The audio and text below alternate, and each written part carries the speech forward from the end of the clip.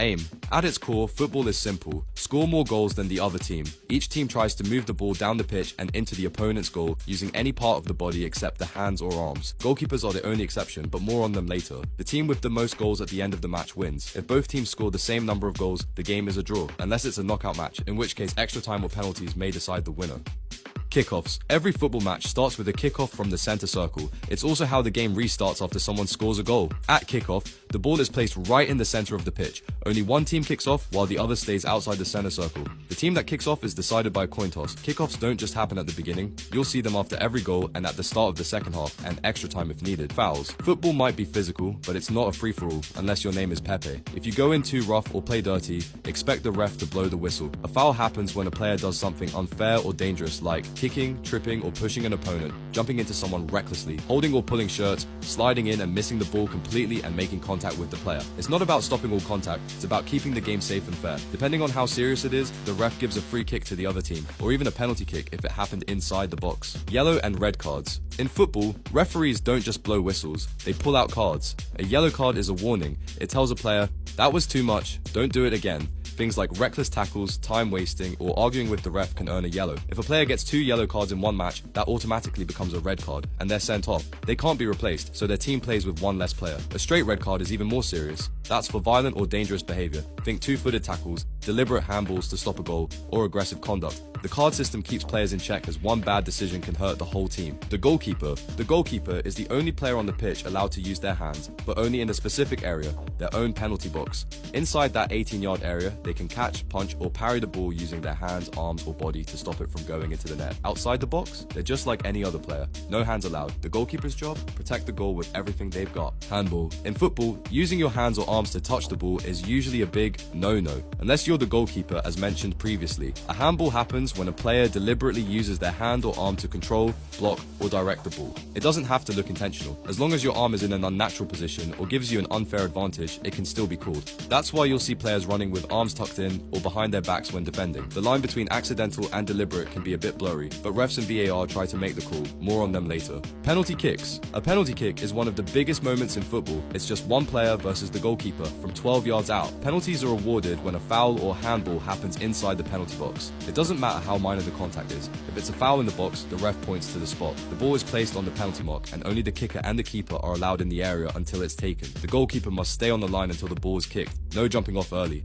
It's a high-pressure moment that can change the entire game. You'll see nerves, mind games, and sometimes dramatic celebrations, or heartbreak. Some matches are even decided by penalty shootouts, where teams take turns shooting from the spot until there's a winner. Offside. The offside rule is football's most misunderstood law, but it's there to keep the game fair. A player is offside if they're closer to the opponent's goal than both the ball and the second last defender, at the moment their teammate passes the ball to them. If that happens, the ref stops play and gives the ball to the other team. It doesn't matter where they end up, it's all about where they were when the pass was made. You're not offside if you're in your own half. You're level with the second last defender. You're behind the ball when it's played. It's not a foul, just a positional mistake, but it can ruin a great attacking move. That's why attackers time their runs carefully and defenders try to step up and catch them offside. Think of it like this. You can't sneak behind enemy lines before the battle starts. Substitutions. Substitutions let teams swap out tired players or shake things up mid-game.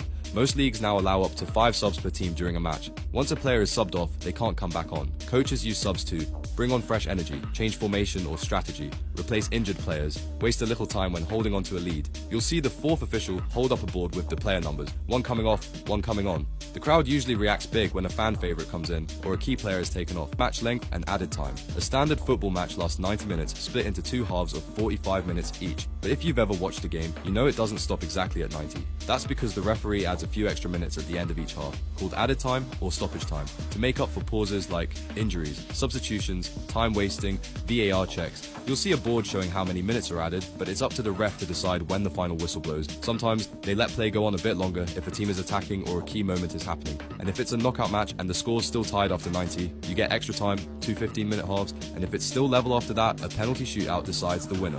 Throw-ins. When the ball goes out over the sideline, the long edges of the pitch, it's brought back into play with a throw-in, and it goes to the team that didn't touch it last. But there are a couple of rules you have to follow when taking one. Both feet must stay on or behind the sideline. You have to throw the ball from behind and over your head. You can't lift a foot or spin the ball like a basketball pass. If you mess it up, the other team gets the throw instead. You also can't score directly from a throw-in. Someone has to touch it first. That's why throw-ins are usually just a way to reset and rebuild an attack, unless you're watching a team with a player who can launch it like a rocket. Corner kicks and goal kicks.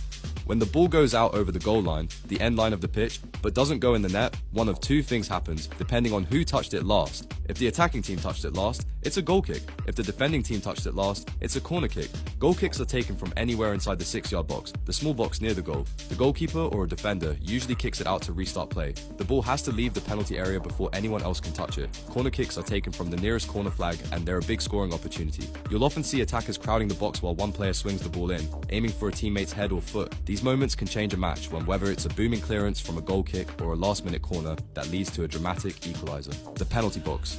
The penalty box, also called the 18-yard box, is the large rectangle in front of each goal, and it's where a lot of the action and drama happens. This area is important for two main reasons. Goalkeepers can use their hands here, and fouls here lead to penalties.